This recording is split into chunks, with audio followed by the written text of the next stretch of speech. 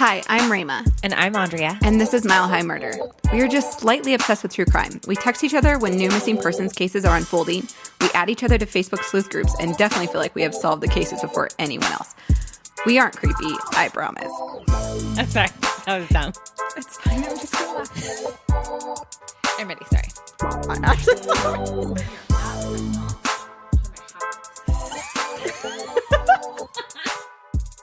Are you ready for this? No. I know, me neither. Because today I'm talking to you about the case of the infamous Chris Watts. Gross. Yeah.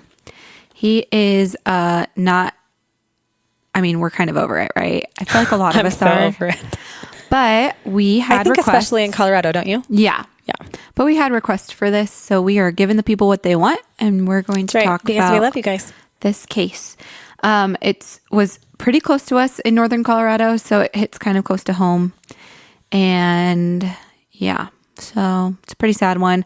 I've told people that I will give this warning right now. If this has stuff about young kids in it. So if you don't want to hear stuff about young kids, that's very sad. You can skip to the next episode. You're totally normal, and Yeah. we're the weirdos. Yeah. I mean, it's not like I want to hear about it. So it just doesn't affect me. And it affects some people, and that's okay. Turn it off now. Yeah. So in Frederick, Colorado, on August 13th, 2018, pregnant Shannan Watts and her daughters, Bella and Celeste, who they called Cece, were reported missing. Their faces were all over the local news channels here. And I remember following the story like right off the bat. I think it was when I texted you We about. were like all over this. Like, we're going to solve this. Yeah. But I mean, it didn't take too long to solve because. Nope. And I was also pregnant when it happened, and Oh, Shannan that's right. was pregnant as well. And so I like right away connected to it. So I was emotional about it right away. We'll go into that, but So yeah. Info from the weeks leading up to their disappearances needed to really paint the whole picture. So I'm going to kind of go back to a little bit in the future, or in the past, in the future. We're going to go back to the future. Don't worry. Shannan met her husband, Chris Watts, through Facebook. The two of them had bought a house and moved to Colorado from North Carolina in 2012. Why would you move from North Carolina? Have you been to North Carolina? Oh, no, I've seen pictures. Oh, no, me too. I really want to go there because the pictures make it look beautiful. Isn't that where Nicholas Sparks writes all of his books? Oh, I don't know. I don't read Nicholas Sparks books. Me neither. Yep. No idea. But it is really pretty. I've always wanted to visit there.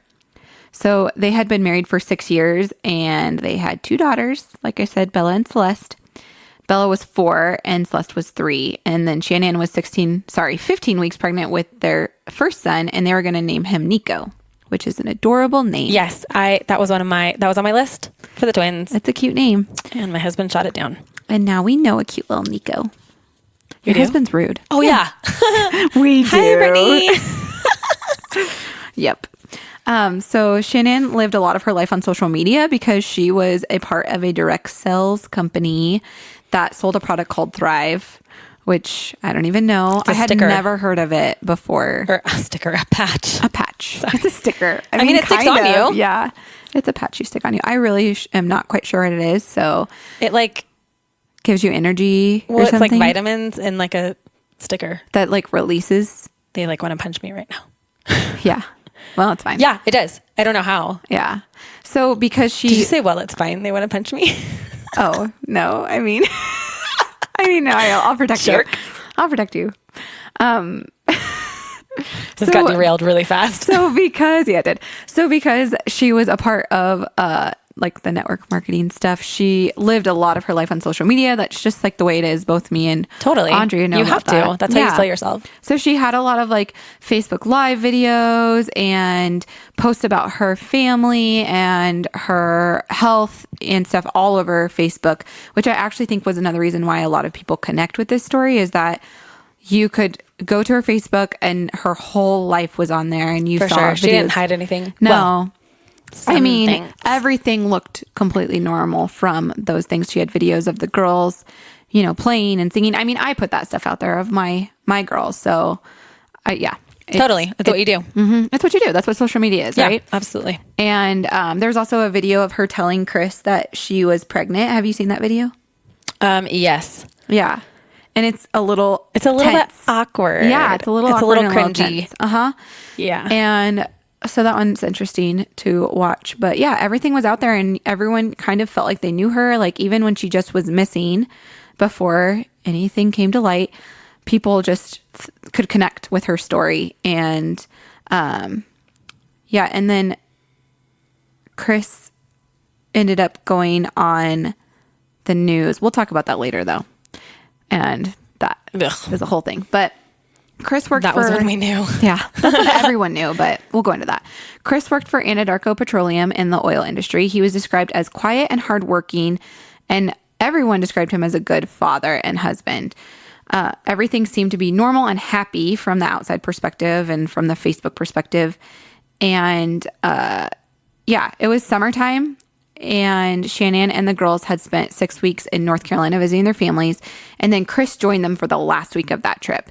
And that's really where the story begins. So right before Chris got there, Shannan was staying with Chris's family, and so her in-laws, and there was a falling out between Shannan and her mother-in-law because one of the girls had a nut allergy. What? Yeah.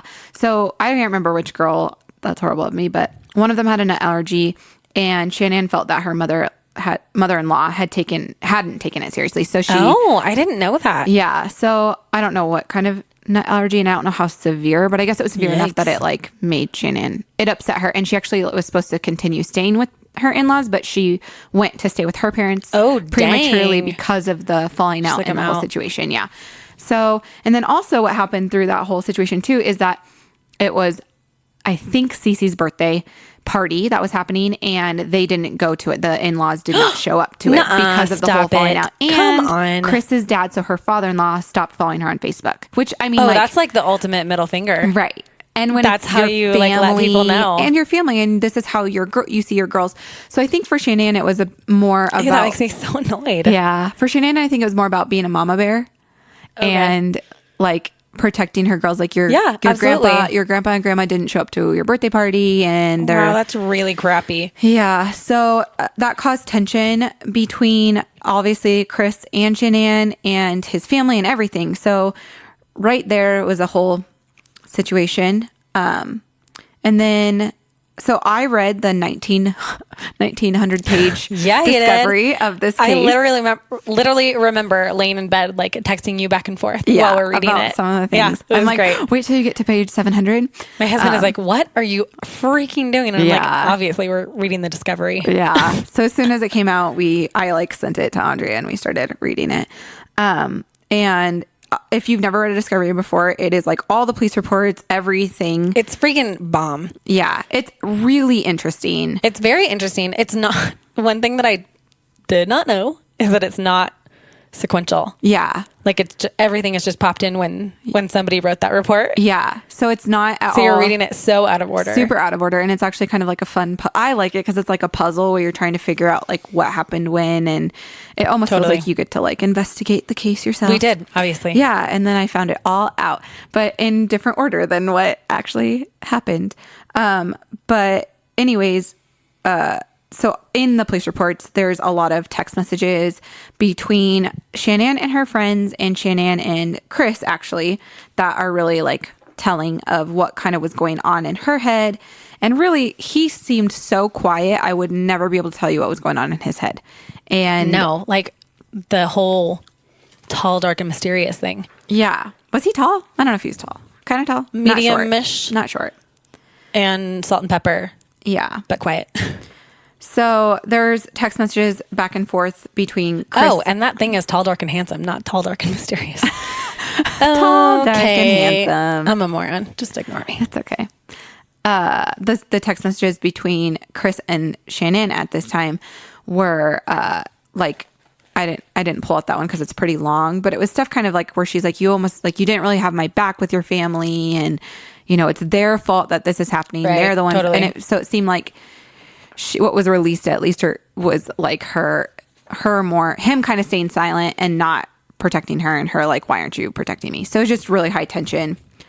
So the Watts family returned home from North Carolina, and shortly after they returned home, Shannan left the girls with Chris while she went on a business trip over the weekend to Arizona. the morning Shannan and the girls went missing, Shannan was just returning home from that business trip, and her friend Nicole Atkinson, who's an amazing friend, dropped her off from the airport at 1:48 a.m. So they know that exact time because they have like a Ring doorbell camera. Who doesn't? Right? I love my Ring. We're not even being sponsored by them, but both me and Andrea have Ring. Oh, my whole house is like outfitted and all the chimes, all the windows, and I love it. That's great. If you don't have a Ring, get it because it's the best. It's awesome. I don't like to answer my door. Who does? I like to hide from answering my door. So if I can have a video of who's at my door and I don't have to answer it. I always tell my kids, be quiet. Yeah. We don't answer the door here. Hide. Everybody hide. Why do we do that? Are we weird or does everyone else do that? No, everyone does that. Are you sure? No. We might be weird. Maybe we're weird. I don't know. So, yeah. So Nicole Atkinson dropped her off and made sure she got into her house safely. And then the next day, or I guess it's the same day because it was 1:48 a.m. The plan that day was that Shannan was going to drop the girls off at their first day of school. And then she was going to meet Nicole for a doctor's appointment. But Shannan never showed up to the doctor's appointment.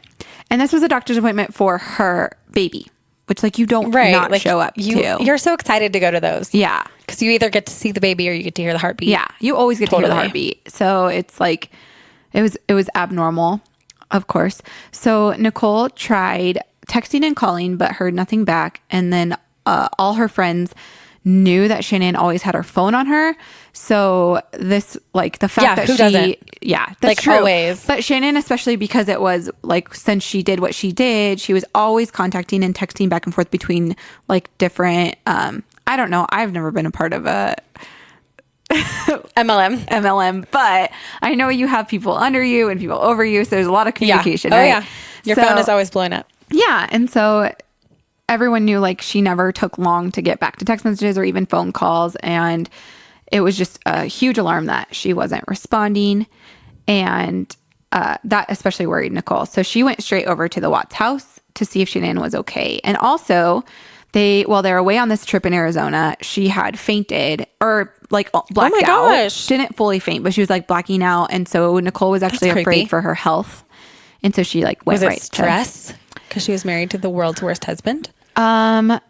Maybe, but at this point, I don't even think she knew he was the world's worst husband. She sent him. But weren't they already having like? I mean, it was already strained because they had all the crap in North Carolina. Yeah, but she sent them this really sweet text about like while she was gone, she was like, "Honey, don't forget about going to King Soopers to pick up the groceries between this time, and like take care of the girls, and don't forget about this. And I left this for you." Like she ordered groceries for him, so he just had to go pick them up. And it was just like this really sweet, "I love you." Like, I think they were like tense, but she never thought like he might murder me. Yeah. Some of the text messages were like, he's thinking about like, he's talking, he wants divorce and all these things. But then I think she was trying to salvage it. And of course, like, I'm sorry. I don't think when a marriage is going bad that you're thinking that your husband's going to kill you. You know? I mean, I do now. I don't think my husband's going to kill me. My husband's the greatest. I don't know. Josh, you better not kill Andrea. We'll know. We'll know right away. It's always the husband. We'll get it. We'll figure it out. I'll read that discovery. No one. Oh my gosh, that was so dark. I'm a horrible person. Great. I'm not. Okay, You're anyways. the best. I don't want you to die, Andrea. Thanks. I don't want your husband to kill you. We'll see. So anyways, so yeah. Let me see. So Nicole, when she got to the house, she had the code to get into the door, which is just like That's so great. I don't know. They had that cool high-tech that code keypad thing. I want one of those. Maybe I don't, but I don't know how easy they are to break into. Oh, I don't either. I really want one though. Yeah, it'd be cool. I'd be so cool if I had one of those. So cool. Does Ring have one? I don't know. Let's look into it. Ring, do you have one? Let's look into that. So she had the code to the door, but she wasn't able to enter because they had oh my gosh, what are those things called? Like in a hotel room? Yeah. It's not a deadbolt.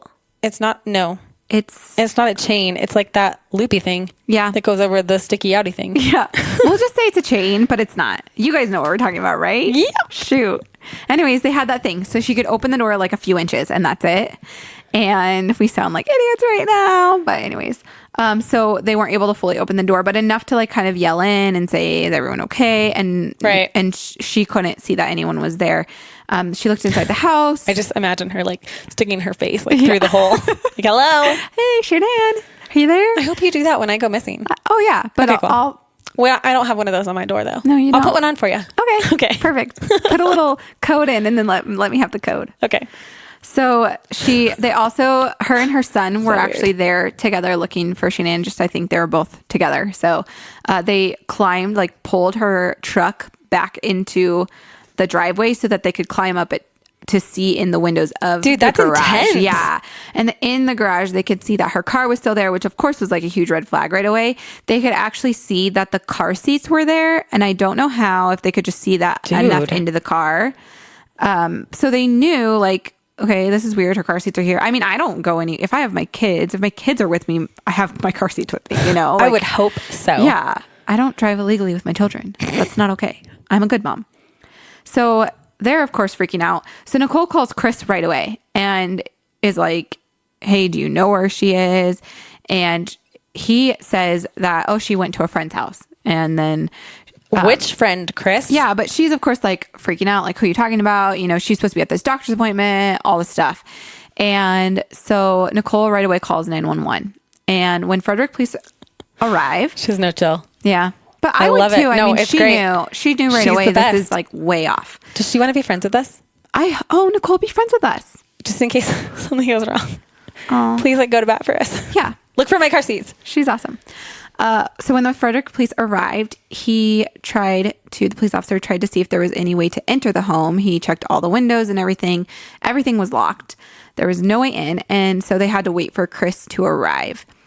And then while he was like checking around, going to the backyard and everything to try and figure out if he could get in, a neighbor came out and was like, hey, like he let him know what was going on. Like, you know, Shannan's missing. And the neighbor was like, I have a security camera. I'll check it and see if like I saw her leave or if anyone picked her up or whatever. Good man. So he's doing that. When Chris arrived, so he gets there, he pulls up, he goes inside and he spends over a minute inside the house before he lets them in. Why did they let him do that though? I mean, because they're not thinking it's a crime at this point. Yeah, I guess they don't think it's a crime. And also they don't have any right to go in unless he invites them in. Like they don't have a warrant or anything. So they can't, they can't be like, don't go in there. You know, they're waiting for him to let them in their house. Hold on. I got to clean up my murder scene. Yeah. So who knows what he was doing in there? Yeah. Who knows? He also just was in no hurry. I have the body cam footage of this, or I saw the body cam footage. I wonder if he was just breathing into a paper bag. Realizing okay, here it goes. Oh, crap. They're going to figure it out.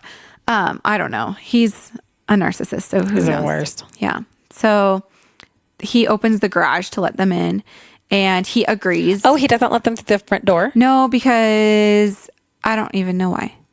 Huh. I didn't know that. They go through the garage. Maybe so they can look at the car.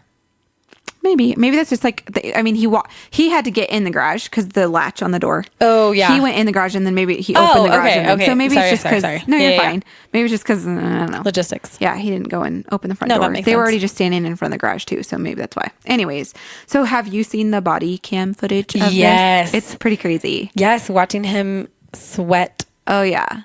So there's actually I will put this on our Facebook group. Okay. So you can look at it because there's actually a really interesting video that a expert in oh my God, body language. Yeah. It's my favorite.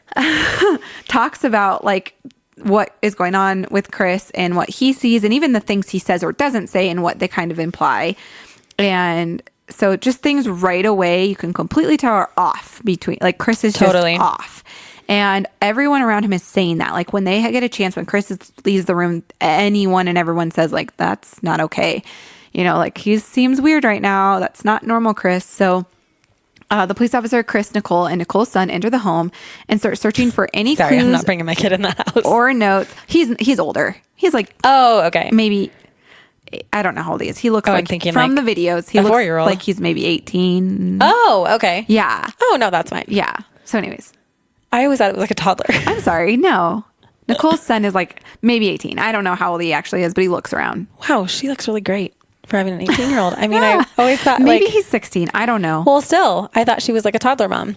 Oh, Nicole, you're beautiful. Oh, I hope she's not listening to this, honestly. You don't have to relive this. No, But anyways, if you are, you're beautiful. So they we start wanna be your searching friend. for any clues or if she left behind a note or anything that would tell them where she went. And the first thing that Chris does is go upstairs, grab Shannon's ring from the nightstand in her room, and shows it to the police officer. Oh, look, Nope. she left her ring here. Throw it away. Put it down the drain. Come on. Don't be dumb. Well, I mean, but like, why would you go show, oh, look, her ring's here. Obviously, we were having problems in our marriage. Like, first, like, alarm. No, is you gonna lie. go You off. say, no, we're the happiest married couple in the world. Yeah. It's a weird. Although I'm sitting here with no ring on my finger. Oh. Hey, you have yours on. I do. That never happens. I know. It's funny. I love my husband. I don't wear my ring very often. I don't either. That's a story, but it's because it didn't fit for like over a year. So I was used to not wearing it for over a year after Yeah. I got pregnant. So anyways, we finally got it resized. Now I wear my ring. Oh. And I'm not going to Praise get be. murdered. Because you have your ring on? No, because I didn't leave it on the nightstand like Shannan did. Oh, I got it. Okay, sorry. Which isn't connecting probably what dots. happened. Got it. Praise be. You just, I did. you just snorted. I always do. And I'm like all sick and stuffy. I just sound. Andrea's all hot. sick today. I've been sick for so long. Yeah. Did you hear that? Yeah. We're going through the So she's change. drinking lots of tea so that her voice isn't completely gone. Try not to laugh, which is hard because you're funny. Oh, thanks. But then I'll cough. Yeah, that's true. No, I can't. Okay. Okay, so they find her phone and see that no phone calls were made that morning. And then her purse, keys, and credit cards are all still at the house. So her car, like everything she'd ever need, her car seats, like everything's still there. So that's weird. And right off the bat, like I said, they kind of just knew something was off. And the officer calls in a detective like right away. So I am pretty darn sure that officer was He knew. Yeah, something was off. Well, watching the body cam footage, you're like, oh, okay. Yeah. So they searched the house like later on down the road. The officer and the detective continue searching the residence with Chris's permission. And they find that the bed is stripped. The top sheet is missing. And they find like the rest of the sheet at the bottom of a trash can. So that's fishy. That's a little weird. Gosh. Nothing really. Although I will say, if my husband, like if I were out of town, it would just be the fitted sheet. I mean, that's all we ever sleep on is the fitted sheet. Really? Yeah, because you don't have a top sheet? No, your legs just get caught in it. Like, No, I only use a top sheet. no, we don't. Oh, He like has you the don't. top sheet and the quilt on, and I don't. Oh, no, we don't use top sheets. Okay. Well, I'm really we should fancy. do a poll. Who actually uses a top sheet and who doesn't? Because I don't know. I feel like it's like half. My and mom half. was like very anal retentive about like the bed had to be perfectly made. Yeah, and And so I totally got that. And so like literally before bed, I make the bed. Oh, before bed? Yeah. I Not need it. when you I wake need up in the clean. morning. Nope. I need clean, perfect lines. It's like because messy everybody all gets day in and right out before you go to Well, bed. everybody gets in and out of the bed all day Yeah, because we have animals and that's true. We have one animal. You have one animal. Children. And then Sorry, you have children. 3 children. Yeah.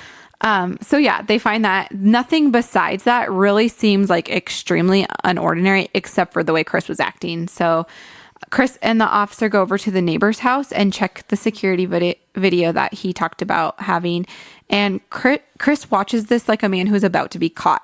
Like just the way we'll post the video with the way he looks, he just like you can feel the tension of like, He's oh my gosh, I'm panicking. about to, yeah, he's freaking and like he out. won't stop moving. He is fidgeting like crazy. Oh yeah. His hands are like on top of his head. Yep. He is flipping out, but there's nothing on the video that seems suspicious like right off the bat, except for Chris backed his truck into the garage halfway to quote unquote put his tools in his truck or load his truck with tools. And as soon as Chris leaves, the neighbor tells the officer, like the officer stays back to get information, quote, from the neighbor. But the neighbor's like, he's acting weird and he never backs his truck into the garage to load his tools. So that's weird. Chris starts telling the officer that Shannan and him had an emotional conversation that morning. Emotional conversation with quotations. before he left for work at 5 a.m. and that they had been talking about separating the last few weeks. He told the officer that Shannan planned on taking the girls to a friend's house. He didn't know who. And he said he backed up his truck to the garage, loaded it with tools, and left for work at an oil field near Hudson, Colorado. Shannan was still in bed when he left, is his story. Mm-hmm. I want a shirt that says it's always a husband. I mean, except for when it's not. When is it not? I mean, sometimes it's not. Name one. I mean, sometimes. Good one. Nailed it. I mean, there's a couple cases where I don't think it's a husband. The husband gets charged a lot, but there's a few times where I'm like, I don't think he did it. But anyways, that's the time and place for another story. Actually, we do have one that I feel that way that we could talk about. So okay. That'll be a case. It happened in my own neighborhood. Yes. Oh, yeah. and we don't agree. No, we don't agree. Yes. So okay, we'll let's talk do that about one. that one. So reading. Oh, sorry. Oh, yeah. I already said this, but I have another note on it. So like I said, when I was reading through the police report, you can just really tell that they knew Chris was a suspect from the beginning. I'm pretty sure they were just trying to figure out the whole story and get him to confess. And everything they were doing was just trying to, push him. Yeah. Totally. Not in a bad way, but like that's their job. They're trying to get him to. Not in a bad way. He murdered his family. Right. Who cares? But like, Trip him up. anyways, they're just trying to get him to tell him where his wife and kids are. So the whole time Chris is like texting on his phone, and anytime Nicole brought up like an area that they could search that was like, oh yeah, you could totally search there, that's a good idea, he would like come up with a reason why it didn't work. He just didn't seem at all interested in trying to find his family. Like at least fake it. Yeah. Or I don't know. He just take them in the opposite direction. I bet she's in Wyoming. Yeah. Let's go check. She went to go visit her family in Wyoming. Exactly. Like pretend to care a little bit. So at this point, it had been about 8 hours since Chris had seen his family, according to his, timeline in the police report. And the police report talks about how Shannan's mom called the police and to tell them that she suspected Chris had done something and to check the GPS on his truck.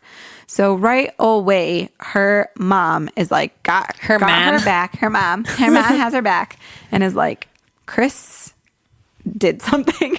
That's crazy. See, yeah. The husband always says it. Yep. Or what did I say? It's always a husband. It's always a husband. So the next day, Chris did an interview with Denver 7 News, pleading to his family for his family to come home safe. And that's like what Andre and I talked about earlier, where you just watch this video and everyone, I right away, I'm like, what the heck? Like, this guy is guilty. Yeah. Like, you can't. Sure. It was stupid of him to go on the news like that, but acting so awkward. I think everyone knew it. So, it wouldn't take long before the horrible truth would come out. Police found text messages revealing that Shannan felt a disconnect between her and Chris and was suspicious of her husband cheating on her.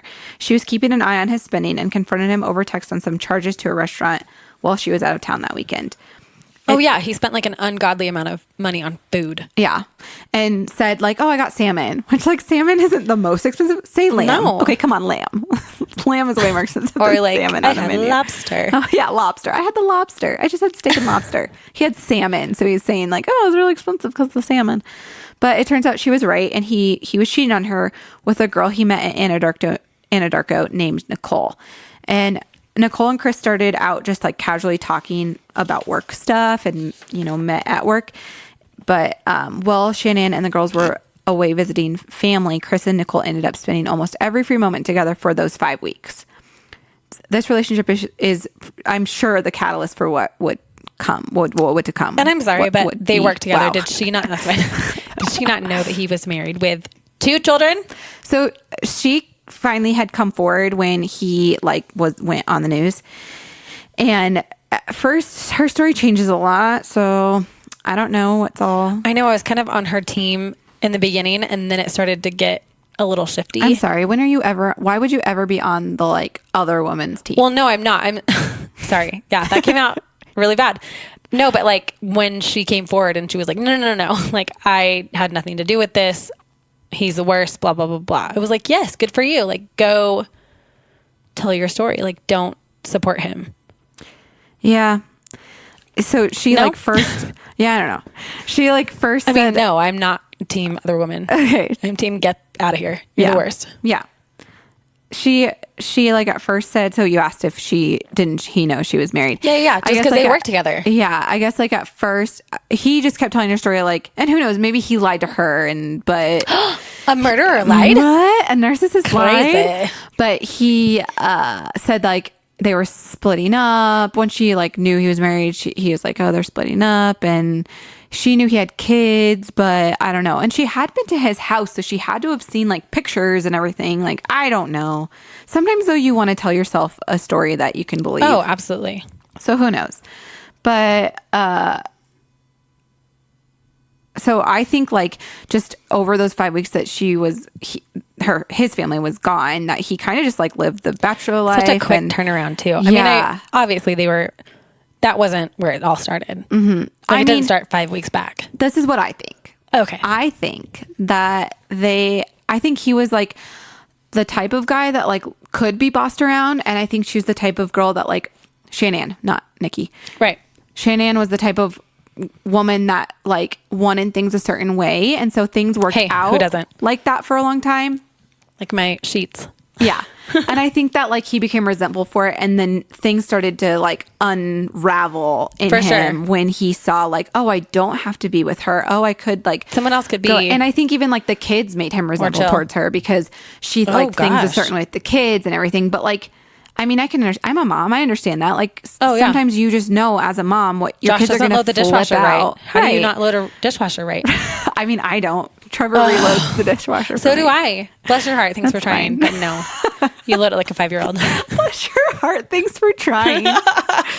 Oh man, we're so happy. So I think he just like lived the bachelor life and realized like he didn't want a family anymore, which a normal human would say, I'll get a divorce. Bye. A narcissistic human decides to murder his That's whole why when family. when all of this started happening in Colorado so much, I was like, honey, if you need to leave, just please leave. Yeah. Like, please don't murder me, okay? Yeah. So, so I have a text message I'm going to send or read. I'm going to send you guys all this text message. Nice. Yep. So I'm going to read this text message between Shannan and one of her friends talking about, what's going on. So Shannan says, he said we are not compatible anymore. He refused to hug me after he said he will try to work it out. Said he thought another baby would fix his feelings. Said he refused couples counseling. So she responds, what? That doesn't sound like Chris. Did he go to the appointment? And she's talking about the doctor's appointment, I believe. She said, yes, but cold. I have no idea what happened. So her friend says, go through his phone. Make sure there isn't some other B I have to kill. Oh my gosh. And she's awesome. Shannan says, this is total left field. He said, then her friend says, why did he say no to counseling? She says, I found some in our area, and if anything, this baby and kids deserve him to go to counseling. Her friend asks, is this his parents' influence? Shannan says, he refused to hold me, said he's not there, he can't. She put an emoji where she's like, I don't know what to think. don't know what to do.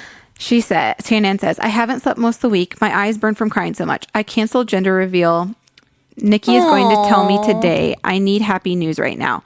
I said to him, how is this a few months? We were so intimate, what I thought in love when I left. He said he had a lot of time to think. So in that 5 weeks, he had a quote unquote, what he's told Shannan, a lot of time to think. Obviously, he was just with another woman and decided he just didn't want a family. Yeah. So she just talks a lot about like, I just don't even know who he is anymore. This is totally left field. This is coming out of nowhere, which is really hard to read because she's like, all of a sudden what happened, which is really like how all of us feel. All of a sudden what happened. Absolutely. So on Wednesday, August 15th, police brought Chris in for more questioning and asked him to take a polygraph test. I mean, you probably shouldn't, but he did. So, unbeknownst to Chris, while the interview is going on, investigators tracked his GPS from the day that his family went missing and are searching the oil field that he was working on that morning. They start searching it using a drone and see an area where there is what looks like a sheet. And officers head there on foot and find the sheet matches the one found in the trash can at his house. So it is the top sheet that was missing. And there is what looks like a shallow grave right there too. Man. Meanwhile, detectives tell Chris that the polygraph test revealed that he was not being truthful about some of his answers. They only asked him 3 questions on the polygraph test. I didn't know that. Just 3. I do not remember what they were, but you can actually find it's in the discovery. It's in the discovery, and you can find the whole video of the interview. It's really long. They have like clips of it on YouTube. I didn't want to have to go through it all again to figure out what the 3 questions were, but there were only 3 questions. It doesn't matter. Who cares? Yeah. He didn't pass.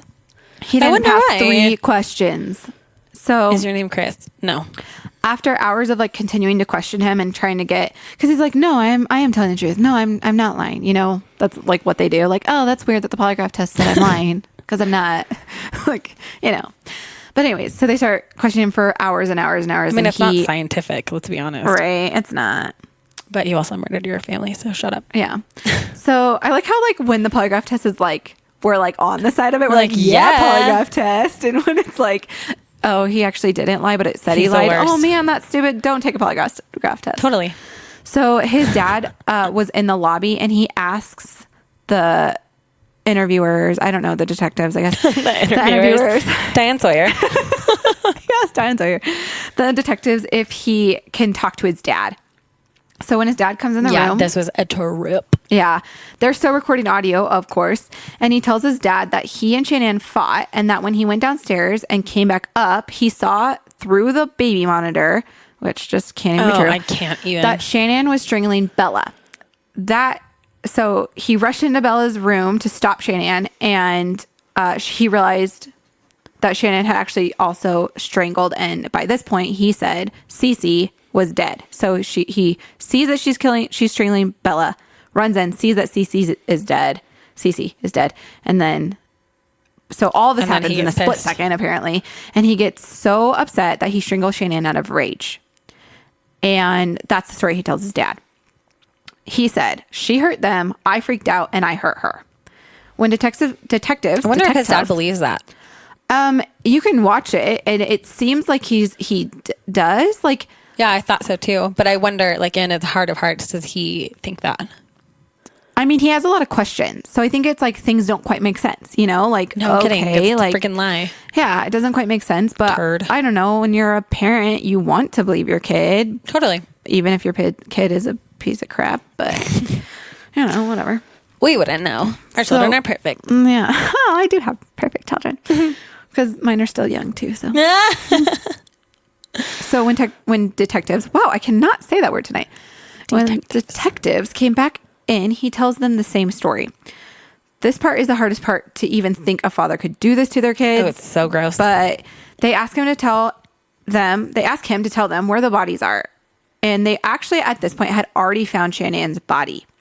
Which he really didn't do a great job hiding her. No, you can see the aerial footage and you're like, Well, also, it's a site he was working at. Like, literally. Did no one else go out there? Is that why he thought he could get away with that? He is like the first one to that site. And actually, people were there like a couple hours later.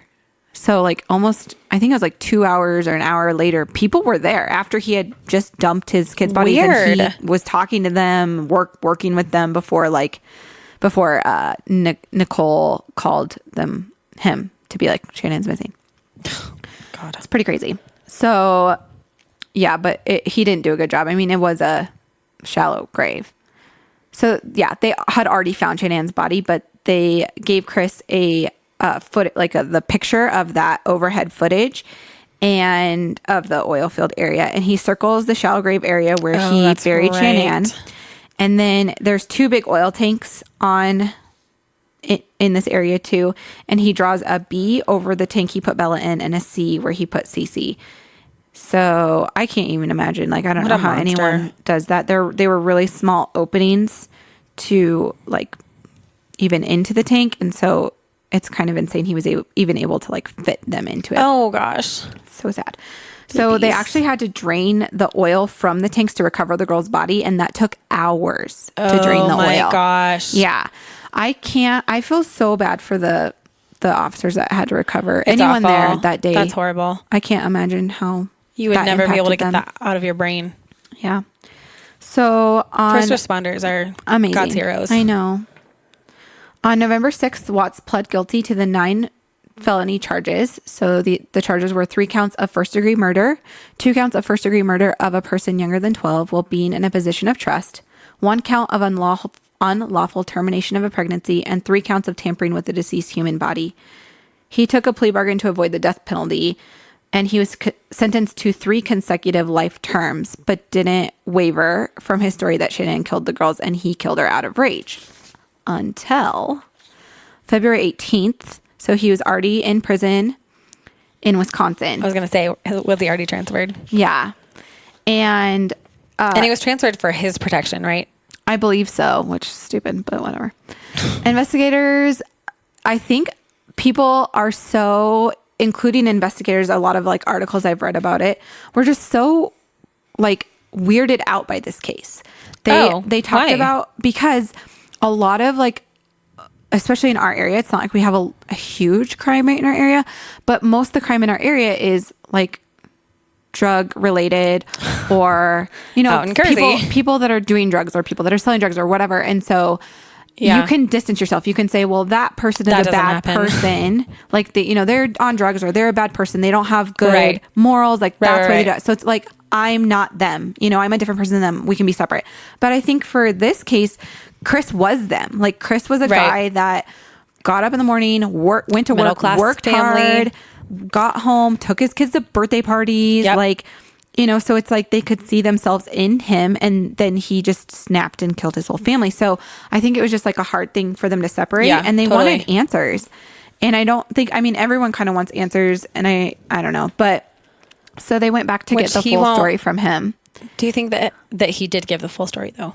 I don't know. This is what he told though. Okay, so we can talk about that. Okay. So Chris finally admits to killing Shannan and reveals, like, he already had obviously said that, like, I killed her, but it was because of this. But he reveals that Bella woke up and asked what was wrong with mommy after he had already killed her. So he said he thought that the noise of him killing her woke Bella up. Oh, baby. So he just told Bella, like, mommy's sick, and Chris said he wrapped Shannan up in a sheet and loaded her and the girls, while they were alive, up in his truck. He told them he buried Shannan.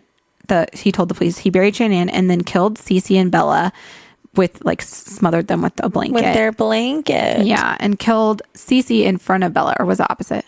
I don't know. I can't remember, but he killed one of them in front of. I really tried to skip over that stuff. Yeah, it's so super sad. Awful. And then dumped them in the oil tanks. It is horrible. So that's what he claimed happened now. There is actually video footage where you can see the girls' little shadows walking out and he picks them up and puts them into the truck. So I believe his story for the most part. Yeah. I'm sure there's like something different, but I do know that the girls were alive in that truck. And I think I think it's like a 40-minute drive, maybe even more than that, from his home to the oil field. And I wonder if they were like asking questions. I'm sure they were, or they were sleeping. He had all that time to decide not to kill them, and for whatever reason decided to kill them. And he's the worst. Yeah. So obviously it's still unsettling to everybody. There's no real answers. Like, how could a seemingly loving father do that, or even husband do that to his family? And I guess I don't understand, like, did he expect like he'd get away with it, really, and he could just live his life? I don't know. I think narcissists to some degree believe that they're smarter than everyone else, although didn't do a great job getting rid of the bodies. Yeah. So I found this quote by just one of the investigators that had been working on the case. And so the FBI actually was the ones that went back to interview him on February 18th. And this was a quote that he talked about. So when he gave that post-conviction prison interview to the FBI, I think we do get some glimpses into the why. But when you engage in an act that is so horrific and so far removed from anything the average person ever contemplates doing to their own children, the why is going to be so elusive. It's nonsensical. It's so contrary to everything we know about human nature. And for that reason, the why is never going to be satisfying. It's true. There's not a good enough reason. Yeah. It's true. Yep. So sad. I know. I think, we're all wanting the why, and it's not ever going to make sense. Totally. So, yeah. So that's the case that we had for you today. It's a longer one. Yeah, that's okay. This is a big one. Yeah, it was a big case. And it like kind of captured the whole nation. Oh, yeah. It was all over. Yeah, totally. Yeah. But, well, go follow us on Instagram Yes. at Mile High Murder Podcast. And jump in the Facebook group. We have a link for that in our notes, in the show notes, in Yep. the podcast you listen to right now. Yep. So you can go click on that, join our group. We, New podcast every Wednesday morning. yep, I post them real early, bright and early. so that you can Start your day. start your day the murder way. The murder. Start your day the murder way. So we will have a new case for you next week. Yeah, we will. Thanks Can't for joining wait. us. This is so much fun. Thanks for letting us do this. Yeah. Thanks for listening to us and being fans. Totally. Bye. Bye.